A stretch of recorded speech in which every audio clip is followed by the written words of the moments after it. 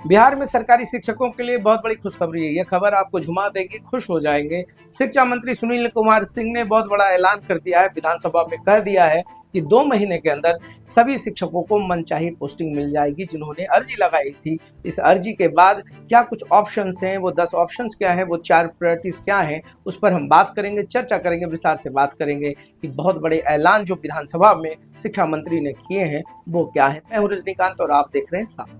इस खबर में जो सबसे महत्वपूर्ण बात है, आज हम उस पर चर्चा करेंगे कि आखिर जो ट्रांसफर पोस्टिंग्स की बात हुई, जो प्रक्रिया हुआ, आखिर इसकी मांग क्यों की गई, क्या कुछ मजबूरी रहा है, शिक्षकों की अर्जी का आधार क्या था। तो कुल 5,45,270 शिक्षकों में से 1,90,332 शिक्षकों ने ट्रांसफर के लिए आवेदन किया था, जो कि कुल मिलाकर 35% है।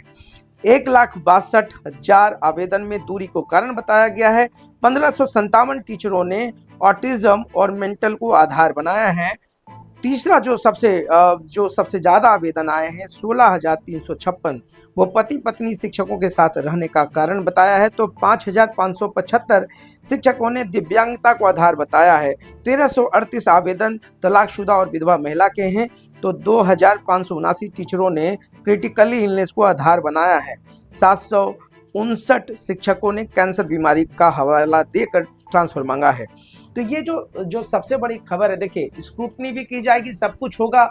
पूरे सॉफ्टवेयर्स को रेडी कर दिया गया है। अब उस सॉफ्टवेयर्स के आधार पर जो ऑप्शंस है वो भी बताया जाएगा कि क्या कुछ ऑप्शंस है। 10 ऑप्शंस दिए गए हैं, आपकी जो चॉइस पोस्टिंग है वो मांगा गया था। दिसंबर में ही सारे आवेदन ले लिए गए थे, उसके बाद स्क्रूटनी का जो प्रोसेस था वो चल रहा था, मगर सॉफ्टवेयर के कारण ये जो प्रोसेस था वो रुका हुआ था। अब सारी प्रक्रिया दुरुस्त कर ली गई है, तमाम अधिकारियों को कह दिया गया है ट्रांसफर पोस्टिंग में किन किन चीज़ों का ख्याल रखा जाएगा, किसको आधार बनाया जाएगा। तो सबसे पहले तो जो असाध्य रोग से ग्रसित शिक्षक या शिक्षिका हैं उनको पहला जो है ऑप्शंस मिलेगा। पहली बार जो प्राथमिकता मिलेगी पहले फेज में उन्हीं को मिलेगा। उसके बाद जो इलनेस की बात हो रही है, ऑटिज्म की बात हो रही है, जो विडो हैं या जिनका डिवोर्स हो गया है, इन लोग को प्राथमिकता दी जाएगी। पुरुषों को भी दिया जाएगा मगर उनका चरण आखिरी होगा। दूसरा जो चरण होगा उसमें पति पत्नी साथ रहने वाले जो शिक्षक और शिक्षिका हैं जिन्होंने आवेदन दिया है उनकी ट्रांसफर पोस्टिंग होगी। दूरी तीसरे प्रोसेस में, दूरी को भी देखा जाएगा कि क्या दूरी है, और इन सभी के बीच में जब स्क्रूटनी हर चीज फाइनल कर देगी तो फिर 2 महीने में सभी को ट्रांसफर पोस्टिंग का जो लिस्ट है वो निकल जाएगा। जो भी शिक्षक परेशान थे, काफ़ी दिनों से परेशान थे, लंबे अरसे से इन तमाम चीज़ों पर भ्रम की स्थिति बनी हुई थी, विभाग की तरफ से कुछ भी स्पष्ट नहीं था, तो ऐसे में संशय की स्थिति शिक्षकों के बीच में बनी थी। मगर यह खबर सच में बहुत राहत देने वाली आज की जो खबर है ये सबसे महत्वपूर्ण है, और खास करके शिक्षकों में तो आज खुशी की लहर होगी। दूसरी बड़ी खबर राजनीति से है। बिहार में राजनीति, उठापटक और तमाम चीज़ों पर मेरी पहली निगाह थी, और इस पर आज जो है एक बड़ी खबर सामने आ रही है। बीजेपी के प्रदेश अध्यक्ष के रूप में दिलीप जायसवाल की ताजपोशी हो गई। अब वो प्रदेश में संगठन का काम देखेंगे, पार्टी को मजबूत करेंगे। 2025 के चुनावी मोड में है बीजेपी, सभी पार्टी अपने अपने हिसाब से तैयारी कर रही है। तो ऐसे में दिलीप जायसवाल का संगठन में प्रदेश अध्यक्ष होना ये सबसे बड़ी बात है, क्योंकि कार्यकर्ताओं के बीच में वो काफ़ी सरलता से मिलते हैं और सभी के साथ उनकी बॉन्डिंग अच्छी है। प्रस्तावक भी उनके डिप्टी सीएम सम्राट चौधरी रहे हैं।